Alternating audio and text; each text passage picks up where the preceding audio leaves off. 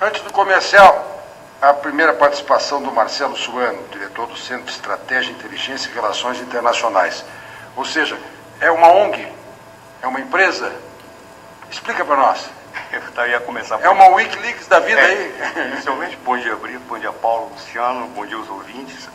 Essa era exatamente o primeiro ponto. Afinal de contas, o que é o Wikileaks? Né? Foi fundado em 2006, ficou até 2007 em silêncio, praticamente ninguém sabia o que era, e começou exatamente a se dedicar única e exclusivamente a divulgar aquilo que é secreto, é sigiloso, Não diz como chega, só dá o resultado. Essa é uma das questões que já traz. Por exemplo, o Paulo trouxe um tema que eu achei fantástico, quando ele fala a respeito da diplomacia aberta, a diplomacia de praça pública e a diplomacia de gabinete. Era essa a contraposição que foi feita no início do século XX. Dizer que a diplomacia de gabinete, que é aquela diplomacia que você faz entre o chefe de Estado escondido, levaria a que fizessem tratados contra tratados e todo mundo se voltaria contra todo mundo, isso levaria a uma guerra. E a proposta de uma diplomacia de praça pública é a diplomacia de que ou as estadistas deveriam fazer isso em praça pública.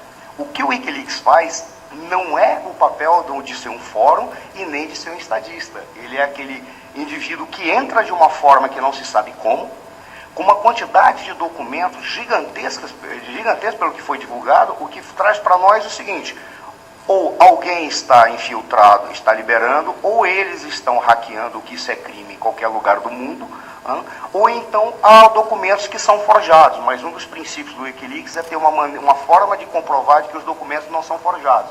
Mas há uma forma de comprovar de que os documentos chegaram a partir do local que eles dizem que veio, mas não de que não foram forjados.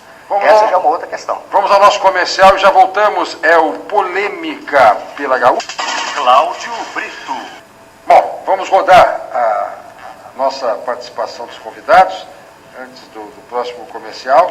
Eu começo por ti, Marcelo Suano, que até há pouco, pelo meu controle, foi o que menos falou. Perfeito. Bom, então eu só dar uma continuidade do que eu estava falando. É interessante, porque o que nós temos que verificar no que está ocorrendo aí é em que medida isso pode contribuir ou não para a diplomacia internacional.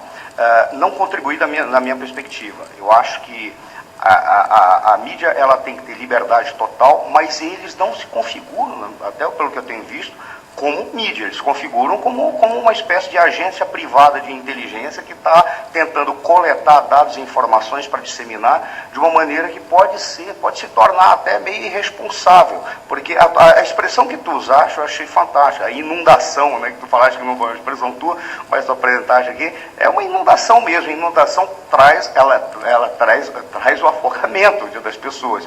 Uma coisa que é curiosa, que estávamos falando, é um grande constrangimento, mas é um grande constrangimento que não vai atrapalhar a diplomacia por uma razão muito simples. Quando nós olhamos os diplomatas, nós olhamos a capa, e aquela capa que interessa para manter a ordem, e manter inclusive o relacionamento entre os povos.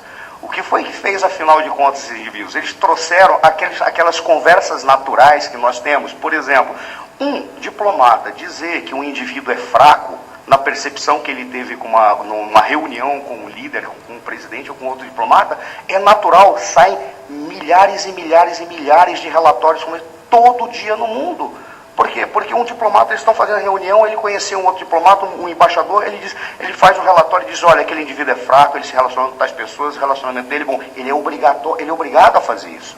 Isso não contribui em nada e nem significa que isso vai acabar com relacionamentos, porque todos agem assim. É como se eu começasse a revelar para todo mundo, por exemplo, com a conversa que tu tens com a tua família. Porque muitas vezes tu está olhando um jogo de futebol, tu pode ter o teu clube e tu pega e sai falando mal do teu clube porque ele não se comportou bem naquele dia no jogo.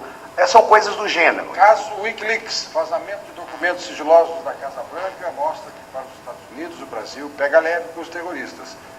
E a postura brasileira adequada? A postura brasileira no combate ao terrorismo, você entende que é adequada ou não? Se você entende que sim, você responde para nosso... Quem tem os números aqui, pelo amor de Deus? 3299-2601, né? Isso, 3299-2601 para dizer sim, 3299-2602 para dizer não. Caliendo. Até gostaria de dialogar um pouco com o Luciano, porque eu acho que naquele caso da conversa que houve, da revelação do ministro Jobim, Nesse mesmo caso, eu acho que se adapta àquela expressão que o Brito muito bem usou, de uma fofoca diplomática. Porque pegar uma expressão como de que o governo brasileiro, que determinado embaixador brasileiro entende que há uma postura anti-americana fora do seu contexto, fora do diálogo, ele não tem tanta força, ou mais força do que uma mera expressão retórica, ou de negociação no momento.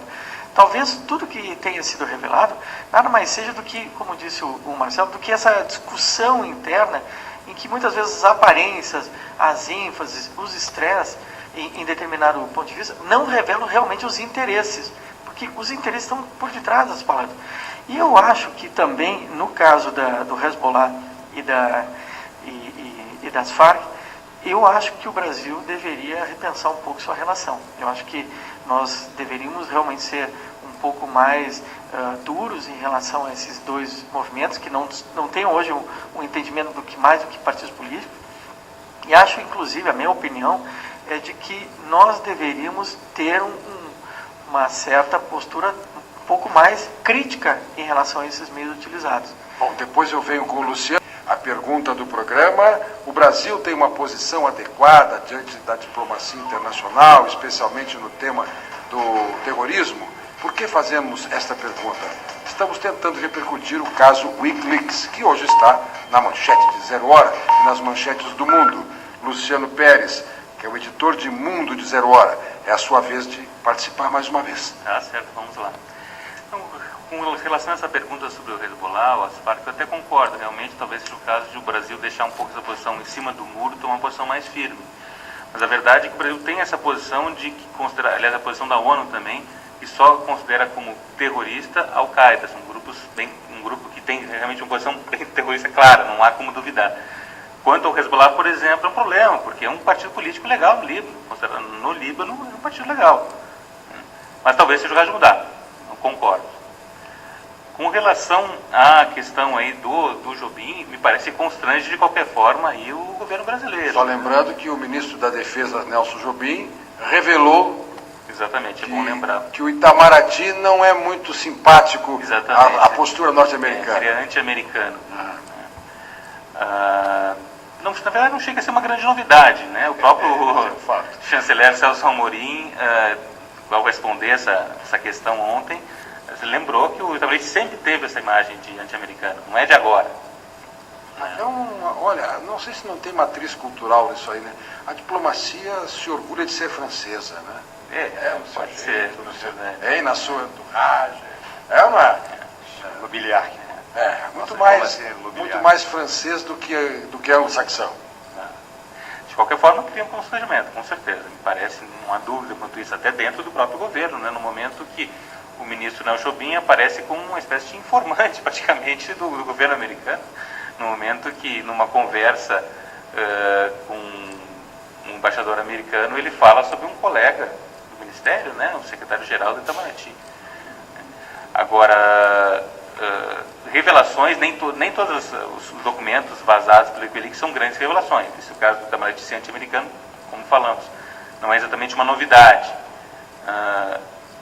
O fato, por exemplo, do primeiro-ministro da Itália, Silvio Berlusconi, gostar de festas de arromba, festas da pesada. Bom, mas isso todo mundo sabe, né? Aliás, não é? Se vier na próxima leva de vazamento ou de transbordamento ou inundação de informações do Wikileaks, se vier uma notícia aí de todo o making-off, de todos os bastidores do Berlusconi, vai ter muito sucesso. Com certeza. Vai ser uma festa. Isso não rolou nada dessa ordem, né? Não, sem detalhes. Infelizmente, né? Porque todos nós gostaríamos de ler. Olha, os ouvintes estão opinando também. Só deixa eu terminar uma coisinha, Brito. Agora tem algumas coisas interessantes que saíram, por exemplo, que são realmente novidades. Essa informação de que o rei da Arábia Saudita tem um tremendo medo, digamos, do Irã e até pediu ao governo americano que ataque o Irã, isso para mim é uma tremenda novidade. Né? Isso realmente é uma revelação interessante. Então lá no meio se consegue algumas coisas bem diferentes. E desta revelação vem alguma consequência?